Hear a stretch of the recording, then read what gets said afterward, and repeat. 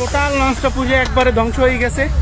2021 সালের 24 ডিসেম্বর রাতে ঢাকা থেকে বরগুনার উদ্দেশ্যে রওনা করে এমভি অভিযান 10। জালকাঠির সুগন্ধা নদী পাড়ি দেওয়ার সময় ঘটে ভয়াবহ অগ্নিকাণ্ড। মারা যান 40 জন যাত্রী। অনেকে জীবন নিয়ে কোনো মতে বেঁচে ফিরলেও আজও ভোলেননি সেদিনের বিভীষিকাময় স্মৃতি। অনেক কেবিন আমার পাশেই, কেবিনে 3টা বাচ্চা ছিল। লোকটা বলছে আমার সাহেবরে, যেন ভাই আপনি নামলে এগুলো বলতে পারি না, আমার বাচ্চাটাকে দিব, আপনি একটু ধরেন। মেবি উনি পারে নাই ধরতে। এইরকম যেন ঘটনার পুনরাবৃত্তি আমাদের বরগুনা না হয়, সেজন্য আমরা চাই যেন বরগুনার আধুনিক লঞ্চ দেওয়া হয়। এদিকে দীর্ঘ সময় পার হলেও বরগুনার নৌরুটে বাড়েনি সেবার মান। নিরাপত্তা সরঞ্জাম কিংবা যাত্রী সেবায় তোয়াক্কা করছে না লঞ্চ কর্তৃপক্ষ। পুরনো লঞ্চের ধীরগতি ও নিম্নমানের সেবায় বিড়ম্বনার শিকার যাত্রীরা।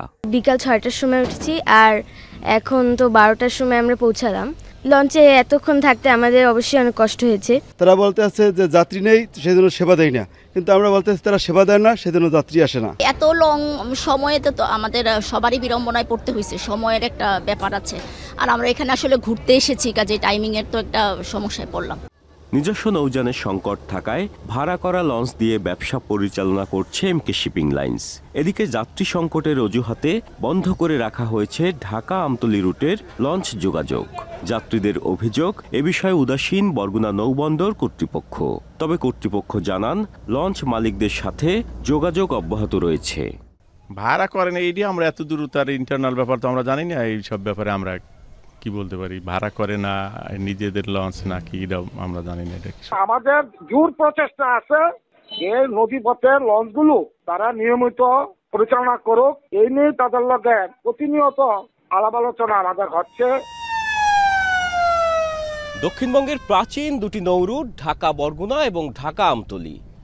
এই নৌরুটে নিরাপদে ভ্রমণ নিশ্চিত করতে আধুনিক লঞ্চ সার্ভিস চালুর পাশাপাশি নৌ সেক্টরটিকে পুরোপুরি সিন্ডিকেট মুক্ত করার দাবি স্থানীয়দের। জিয়াদ মাহমুদ, এখন Barguna. Colour expert, George sap এবং মাইল্ড অন হ্যান্ডস টেকনোলজি সমৃদ্ধ অরিক্স ক্রিস্টাল ওয়াশ আপনার লন্ড্রি এক্সপার্ট।